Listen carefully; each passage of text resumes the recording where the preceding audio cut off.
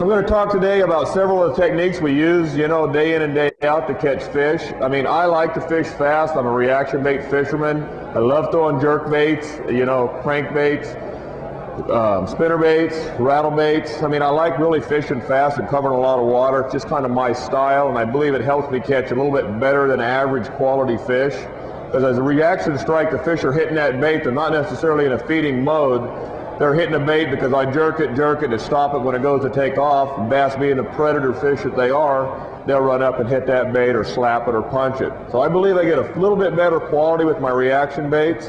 So I tend to like to fish fast and cover a lot of water, and there's a lot more fun than sitting there dragging a jig, real slow over the bottom. But I am going to talk about jig fishing also, because it's a technique that you have to do, and it does catch awful good quality fish also.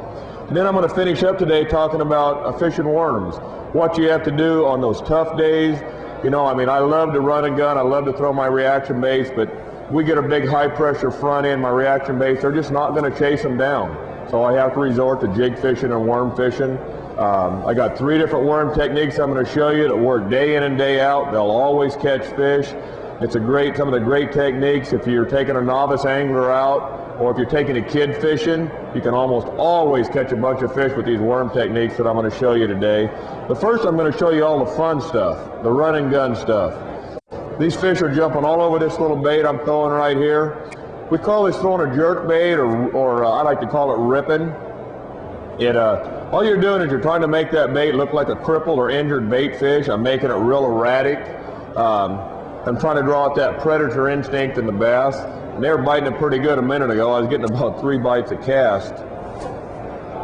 So you notice all I'm doing is making erratic. Jerk the rod once, 2, 3 times, let it set for a second, pop it again. And you need it, if the colder the water temperature is, and maybe the slower, and maybe the longer I'll let the bait set. Every day is just a little bit different. You got to play around with your retrieves a little bit. If you've got another buddy fishing with you, maybe he'll start with a different color. Maybe he'll fish it a little faster or a little slower. So you kind of get dialed into the mood of the fish that day. A way to kind of check the mood of the fish a little bit is pressure fronts play a big part of the behavior with bass. A low pressure system, most of the time they'll tend to bite a little bit better on reaction baits. You got low pressure, a lot of times we're going to have rain, or we're going to have clouds, we're going to have wind. If we get a high pressure system, say we have a low and the next day we get a high pressure system, you go outside, there's not a cloud in the sky, all blue, or you go out before daylight, it's all stars, there's a little bit of a north wind. You got a really high pressure system in there, and these reaction baits are not going to work very well. You're going to have to fish a lot slower. You're going to have to catch a lot of fish on your worms and jigs. So you've got a pretty good idea of the bait you're going to throw by how the day is going, before you ever get to the water.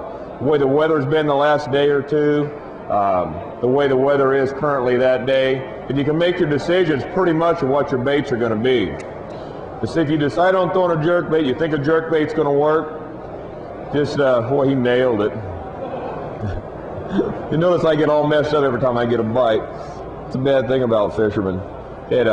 Just make it, jerk it erratic. This is a deep diving bait. It's a Stacy 90 made by Lucky Craft. It's my deep running jerk bait that I throw. This time of year, you've got a lot more fish sitting in deeper than 10 or 15 feet than you've got shallower than 10 or 15 feet. So I'm trying to use the deepest diving bait that I can to get down to them.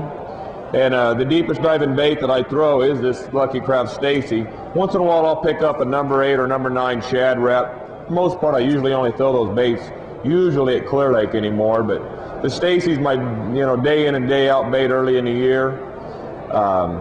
It runs 7 to 10 feet. I do change the hooks on it. I put number 4s on it. This has got some seriously bent over number 6s on it, so I'm not catching any of these fish. But just jerk, jerk, pause, jerk, jerk, pause, jerk, pause. You just want to make the bait erratic. 10-pound test line for the most part, I throw CXX P line. If I go heavier than 10, if say I go up to 12, I'm going to get a lot more resistance, line resistance in the water. I'm not going to be able to fish the bait as deep.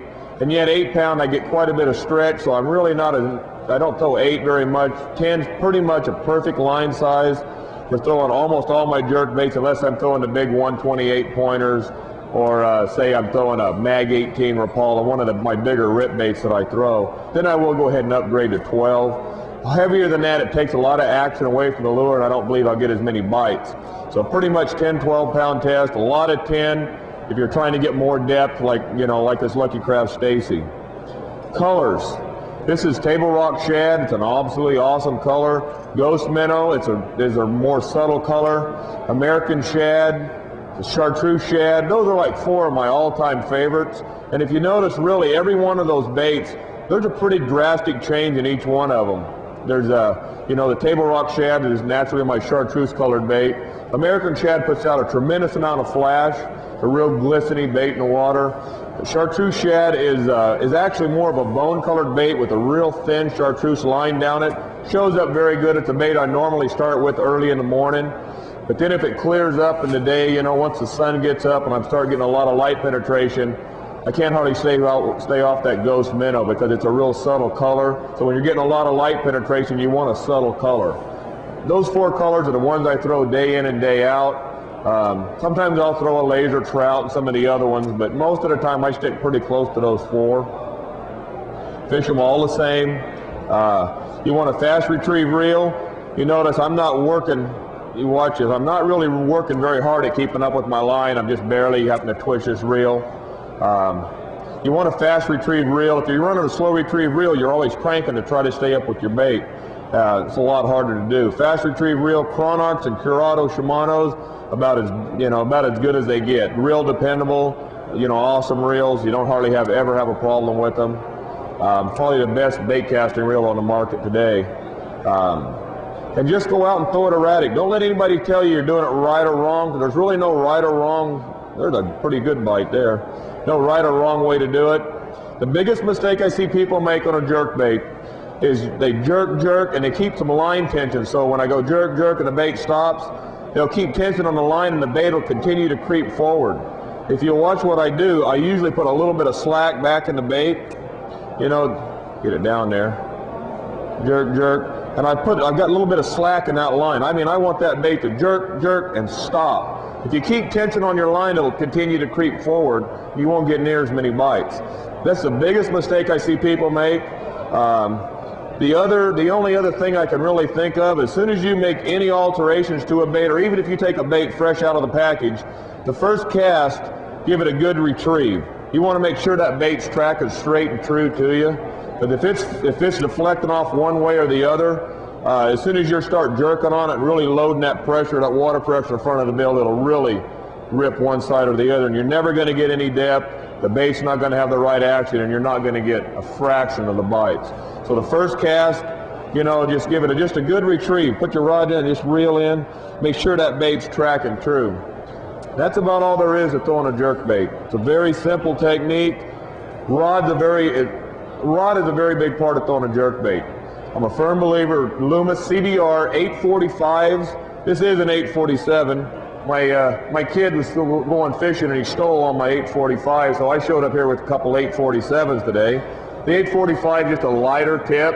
The 847 is what I throw on my heavier jerk baits, and I'll throw one just in a second. But if you notice, these are mod fast. Say mod fast, they've been way back into the, more into the midsection of the rod. All the rest of the rods I'll throw today will have a fast tip. They'll just bend on the tip. Where this rod bends way back. It just gives the bait the proper action. And all your cranking sticks will always be more mod fast instead of a fast action. CBR 845, CBR 847 for the bigger jerk baits. If you're only going to buy one, be sure and do the 845 because it'll cover most of your baits. And you can even fish the big baits on it, like the one I have here. The 847 just fishes them just a little bit better. This is a bigger bait. It has a complete different action. Only runs about 3.5 or 4 feet. But it's actually one of my favorite jerk baits. I catch a lot of fish on it. It's about the only bait I throw at Clear Lake anymore unless I'm fishing the south end of the lake throwing a Shad Rap or a Stacy. If you're fishing the north end of the lake, this is the only bait you need to carry. You just fish till you find a school of fish. Wait till you get a couple of bites and then just start working that area, because this time of year at Clear Lake they school really tight. So once you catch that first one, you got a pretty good idea they're there. Once you catch that second one, there's a school of fish there. Just start working around. Sometimes you'll honestly fish the same stretch of water and you might not get a bite for an hour, hour and a half, maybe 2 hours, and then you'll catch 3 or 4 in 10 minutes as a school of fish moved in to feed. A lot of times we're fishing tournaments over there this time of year. You know, we'll try to block off, get into an area and try to block off, you know, 50 yards of a tule bank, and we'll just zip back and forth. And you might go down it 10 times and not get a bite, and in the 11th pass you'll catch a limit as them fish move up to feed. And that's what they do this time of year. They move up, you'll catch 2 or 3 or 4 or 5, and you won't get bit for a couple hours. And pretty soon they'll move back into feed and you'll catch, you know, 2 or 3 again. It's just the way winter fishing is at Clear Lake this time of year. But what a great time of year to catch a big fish over there. Great time of year to catch a 10-pound fish. I mean, it is right now throwing a jerkbait over there. Don't let anybody tell you they're not going to catch jerkbait fish because the water temperature is 45 degrees at Clear Lake. I mean, this is the best time of year right now to catch a big fish at Clear Lake on a jerkbait. Another bait that I throw an awful lot in tournaments, you know, it's another one of my favorites, is a spinnerbait. Ripping's a sight technique. I don't throw it in dirty water, but I will throw a spinnerbait dirty and clear. I fish a lot of these. Hardly ever, if I'm throwing a jerkbait or a spinnerbait, I'll usually have both of them laying there, but if the water's dirty, I'll always grab the spinnerbait. Little spinnerbait that I throw, it's made by a company out of Tracy. It's a good personal friend of mine. It's called Revenge Lures. You can go over and check it out. I promise you, you won't find a prettier bait than this. It's not, it looks like a $20 Japanese bait, but in reality it's a $6.99 spinnerbait, which is mid to high end spinnerbait, but it's the best spinnerbait money can buy. You go over and you look at the detail. He's got 3 coats of paint on it. As you rotate it in the sunlight, it changes. It really gives a real realistic look and glimmer to the bait. As far as colors on spinnerbaits, whites, chartreuse and whites, shad, that pretty much makes it up. If you're going to fish a delta, you're going to throw some reds. Pretty much you're trying to imitate bait, so you're looking for, you know, white chartreuses or shad colors. Pretty standard. This little color I've got here he calls purple metallic shad. It's actually one of my favorite colors, and he just has only had it out for the last few months, but it's just absolutely awesome bait imitation. When you come to spinnerbaits, this is a 1/2 ounce bait.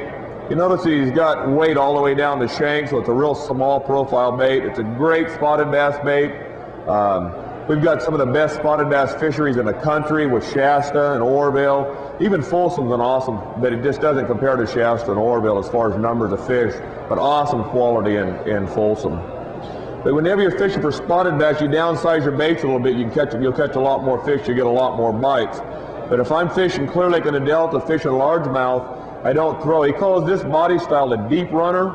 The other one I just call it a regular spinnerbait because it's got a regular spinnerbait head and it doesn't have the weight all the way down the shank. And it's a slightly larger profile bait, usually with bigger blades on it. Fishing Clear Lake in the Delta, we usually fishing bigger blades because it's a lot shallower. You're fishing around a lot of grass. But if I'm slow rolling at one of our spotted bass fisheries, a lot of times I'm throwing the smaller blades. Everybody know what slow rolling is? Everybody start talking about a slow roll technique. The only thing a slow roll technique, that's a live hook. If that fish bites it, it's going to be a bad deal. I'm not bending a hook on this pretty spinnerbait. He bites it and I'm going to catch him. He slapped it, but he didn't inhale it. Slow rolling, all you're trying to do is get that bait right down there close to the bottom, like that one nailed it again. Just close to the bottom, you're trying to fish this spinnerbait in 10 or 12 foot of water. The fish are getting a little wiser, they're slapping it, but they're not eating it. But they're knocking it apart. It feels good though. But that's all a slow roll is. You're just trying to get that spinnerbait right down on the water. Favorite time of year to slow roll is right now. And once the water gets a lot warmer, then we'll tend to speed it up. You know, we'll start fishing them pretty fast. And then we'll cover a lot more water with them. Great tournament bait, big single, 5/0 hook, you know, so you don't lose many fish. I swing most of my fish in unless he's a really big one, then I'd net him. Just an absolutely awesome big fish bait. But always remember, the bigger your blades, the more lift you're going to get in your bait because it's going to grab more water, so it's going to lift more. So if you're trying to fish deep, smaller blades is a lot easier. You won't grab as much water. There's not as much lift to them. You can fish a bait a lot deeper with smaller blades. Just absolutely awesome bait. Most of the time I'm throwing 15 or 20. If I'm fishing the largemouth fisheries, I'll throw 20. If I'm fishing spotted bass fisheries, 15. If I'm trying to get it really deep, I'll back off to 12. I never throw a spinnerbait on smaller than 12. You notice where this rod bends, it bends in the tip, then it comes into power. We call that fast tip rod. Most of the time when you're fishing a spinnerbait, you know, a lot of times you're trying to throw it around any kind of cover or, you know, tules or grass or something. I like to have some power on my spinnerbaits. I want to be able to hook them. It's got a soft tip where they're going to grab the bait and turn their head, load my rod, and I'm going to make a good firm sweep. And then I've got some power in my rod to be able to horse them. Loomis makes a spinnerbait series, made just strictly for throwing spinnerbaits. I like a little bit longer rods than that they're making in the spinnerbait series. So my favorite Delta rod, my favorite lake rod is actually a 7.5 footer. It's a 902 soft tip. My Delta rod, most of the time I'm throwing an 864, which is 7'2", 4 power. This is a 2 power rod. A little bit more power for my largemouth fisheries. I like fishing long rods. The thing that long rods do for you is they help you pick up a lot more line on your hook sets. If you set a hook out of position, hello Mr. Lee. If you set a hook out of position, you know, it helps make up for some of our mental mistakes. You get excited, you set a hook, you know, with the rod a little bit high. Long rods, they'll just pick up so much more line. You get better hook sets. They fight the fish better once you've got them hooked. There's really, the only disadvantage of long rods is once you start fishing with a lot of 7-footers, you're going to spend a lot of money because you're going to want to replace all those 6, 6.5s, because once you start to get used to fishing with 7 and 7.5 foot rods, you're not going to want to fish 6-footers or 6.5. So the only drawback is where it's going to hit you in the wallet. And of course you got to convince your wife that you really got to have all these 7-footers, that them 6s and 6.5s just don't quite get it done anymore. But that's really the only drawback. I really like fishing long rods.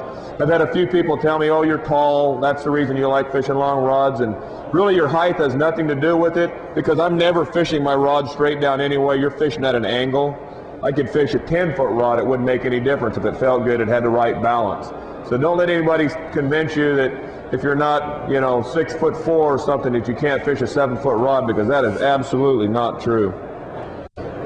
One of my other baits that I like to fish fast, and I'm not going to throw it in that tank very many times because it's got live hooks on it, and I'll definitely get one caught, but it's rattle baits. We're throwing a rattle traps or rattle spots. Well, Lucky Craft's probably got some of the finest rattle baits out. Two of my favorites, LV 500, LV 100. 100's about 3/8, 500's roughly about 5/8 of an ounce. They've got some bigger ones, brand new LVR D7s, 10s, and 15s, which is half, 3/4, and 1 ounce. And we've been catching some really good stripers on that 1 ounce bait down in the Delta. I pretty much throw the same colors that I talked about on my rip baits. You know, I'm pretty simple on my colors. I didn't even get a chaser on that cast. We'll have to try that again. I want to at least have to try to take it away from one. Look at them guys. They don't want to cooperate at all. This is the bait. Down at Lake Mead this last year, all I did was I covered water. I caught all of my fish in that tournament. I took second in it. I caught all of my fish on one of these rattle baits and a spinnerbait, revenge spinnerbait. That's all I did was cover water. Lake Mead, it does not have a lot of fish in it. It's a very poor fishery, but they throw some awful big tournaments down there, so you got to go down there and just try to, you know, cover as much water as you can and get a few bites. And I tell all my buddies down there that are lake locals that if that was my local lake, I'd move. And that is true. If Lake Mead was my local lake, I'd move. Hey, Kent, how many bites did you get when you went to Mead last year?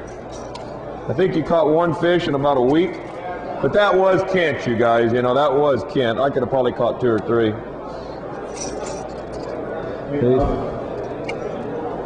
Get that microphone off. This is my deal.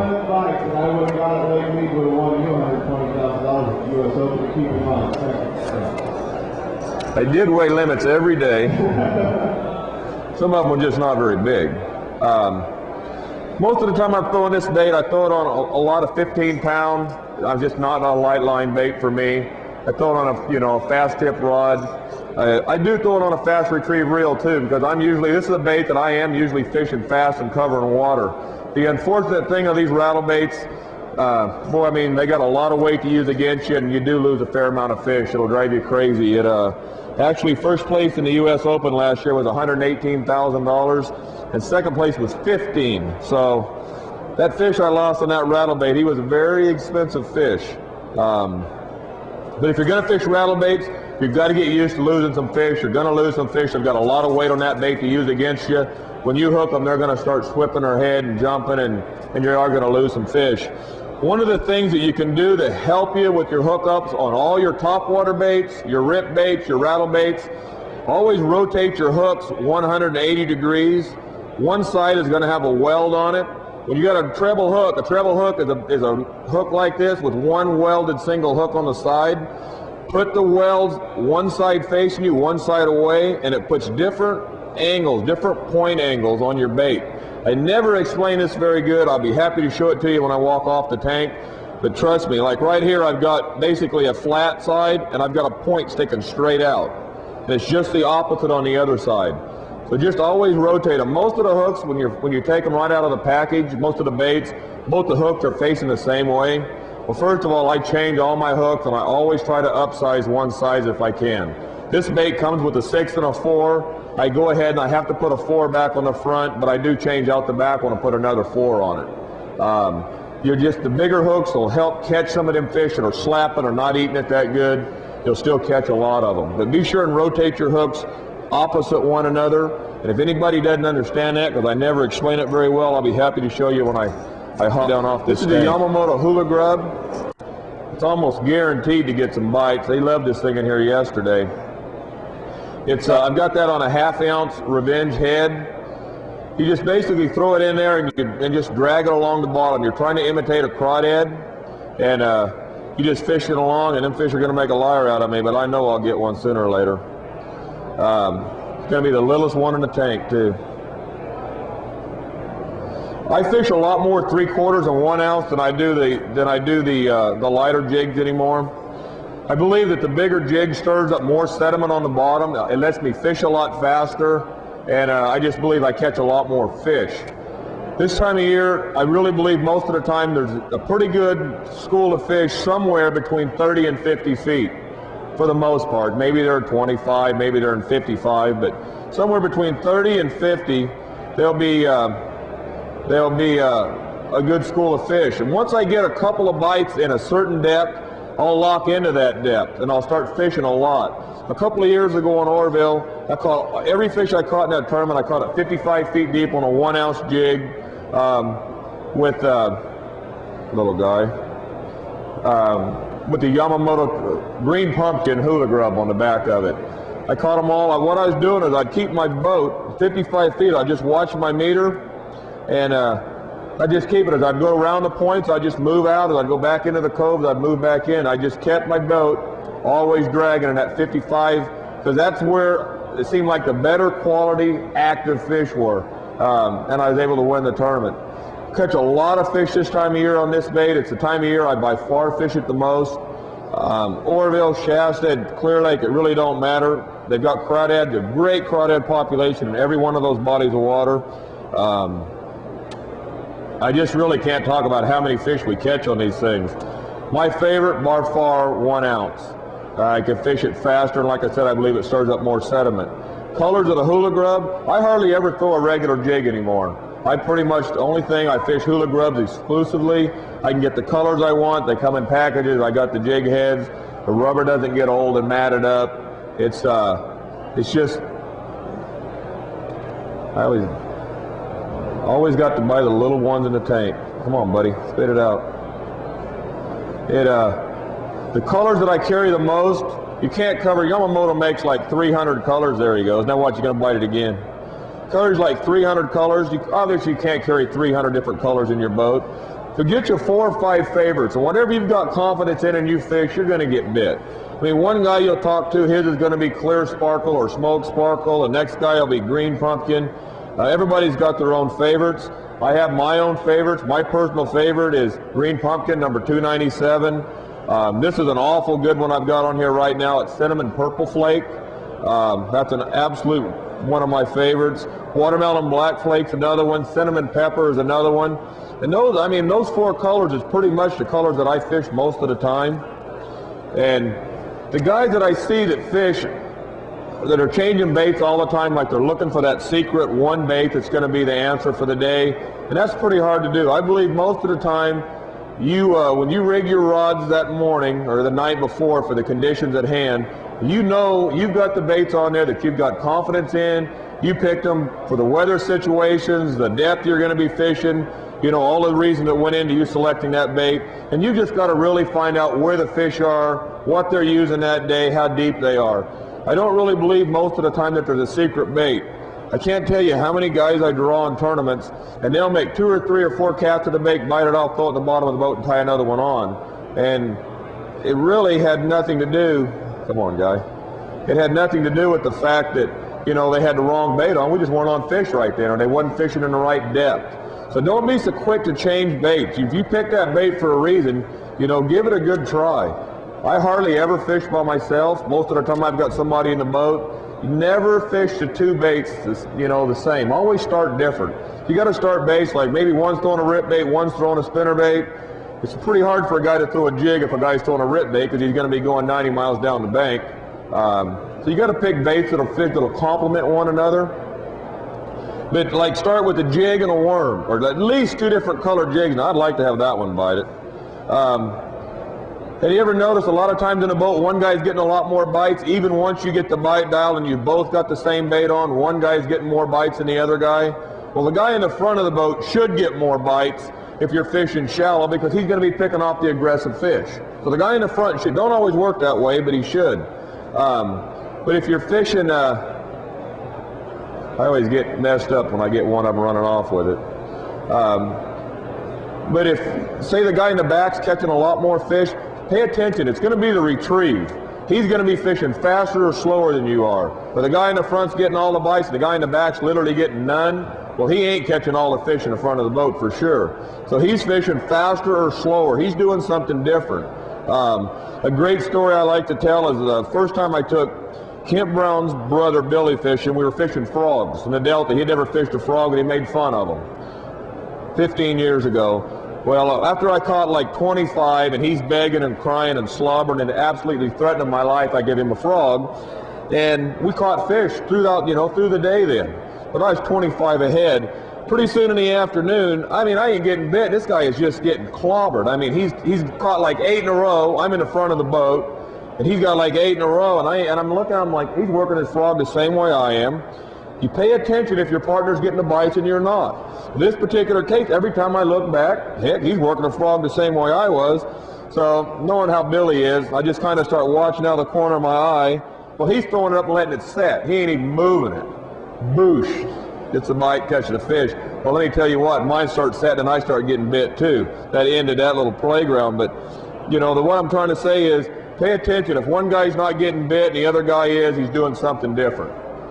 Just figure out what he's doing. He's fishing faster or slower. Maybe he's letting the bait sit. But don't fish the same retrieve all the time. Day in and day out, the retrieves are going to be different. I've got 3 worming techniques that I want to talk about today. I was talking about on those tough days when, I can't catch them on reaction baits.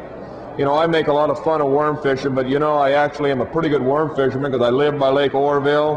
And when I go up there fun fishing, I fish a worm 95% of the time because I'm there to get bit and catch a lot of fish. I'm not necessarily trying to catch one a little bit bigger than the other. I'm there to get bit. So I do fish a lot of worms. Rovo Worms probably has got the finest hand boards on the market today. There's a lot of different ways to fish them though. This little way I've got right here, I've got it on a little Revenge dart head. It's a little exposed jig head. It's why well, he didn't like that. He spit it right out. It's a great technique for kids. You've got an exposed hook. They don't have to set the hook. Once they just pick up and reel, they're going to catch him. A lot of different ways. You can swim a dart head. You can, shake it along the bottom. There's a lot of different ways you can fish it. For me personally, the way I like to fish a dart head is I still fish it pretty much shallow. I don't fish a dart head really deep.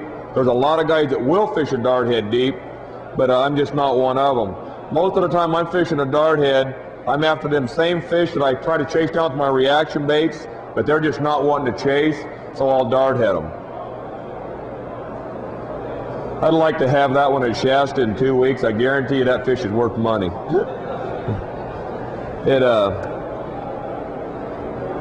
But for me, with the dart head, I throw it up. Most of the time I'm fishing, points, or maybe I've found them in the backs of coves or something. Throw it up, shake, shake, shake, shake, lift. When I lift, I'm seeing if there's any kind of resistance, any resistance at all. I just make a good firm hook set and catch the fish.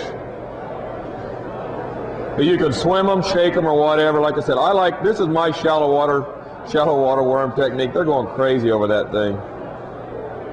But I like that big one there. Awesome technique, I said, for kids. Exposed hook. It's not just kids. It's a real popular tournament technique. Every one of us does it. All the tournament fishermen do it. Pretty much 8-pound test line. You can throw it on a casting rod, but I think it fishes a little bit better on a spinning rod. It is one of the things that I do throw on a spinning rod. There again, I'm talking about long rods. I like the 7-foot rods. This is we're going to call it's a shaking technique. Don Ivino calls it doodling. Most of us call it shaking. 3/16 or 1/4 ounce bullet weight. This is a 3/16. It's what I fish most of the time.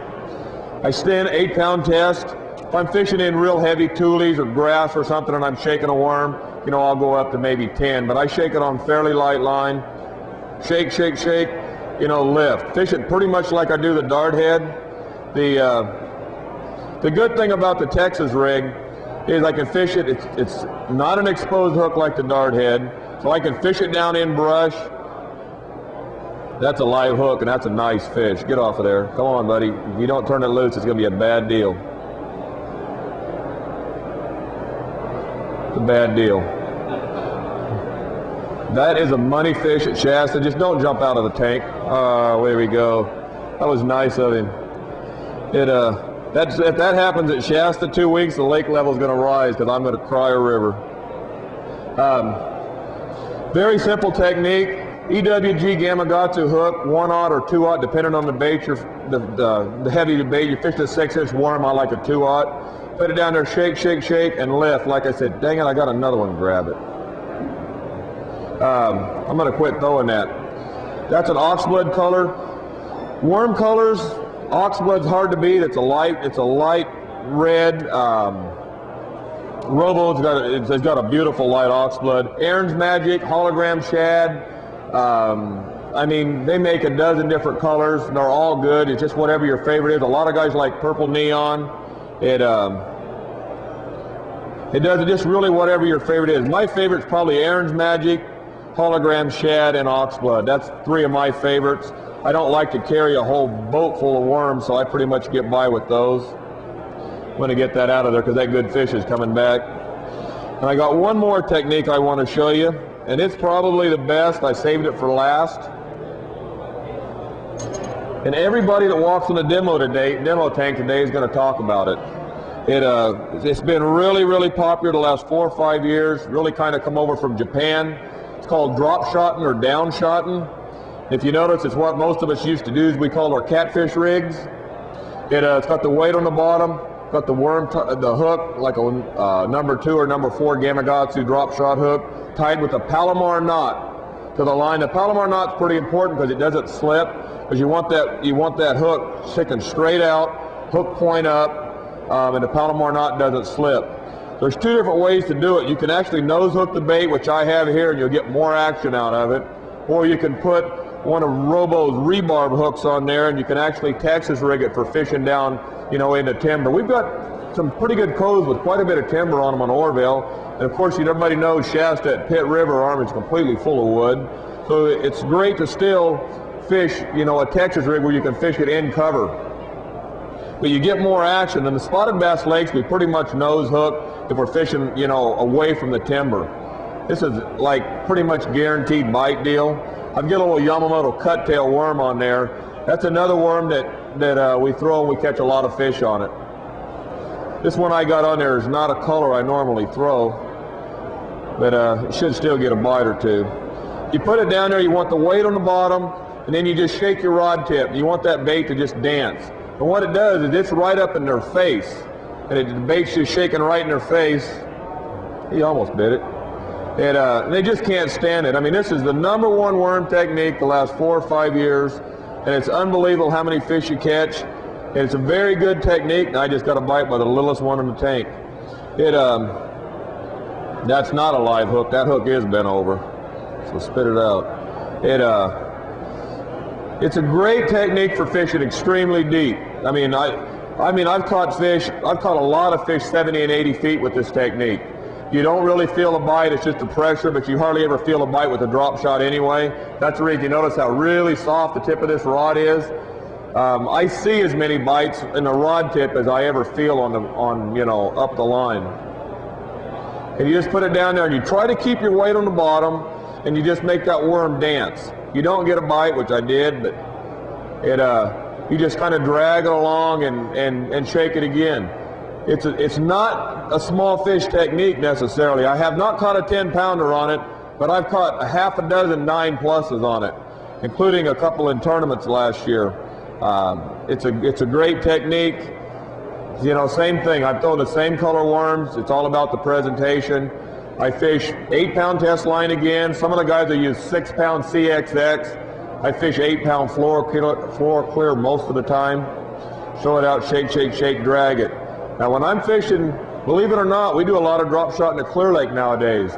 When I go to Clear Lake, I do not throw 8-pound test with that little bitty nose hook. I'll put a 3/0 Gamakatsu rebarb on there, and I'll throw at least 12-pound test line, because you catch a lot of fish. Of course, obviously those 9-pounders I'm talking about, the bulk of them did come out of Clear Lake. Come on, spit it out. And it's just an absolutely awesome technique. It's a technique, again, it's got the exposed hook. There, he finally spit it out. It's got the exposed hook. Great technique for kids.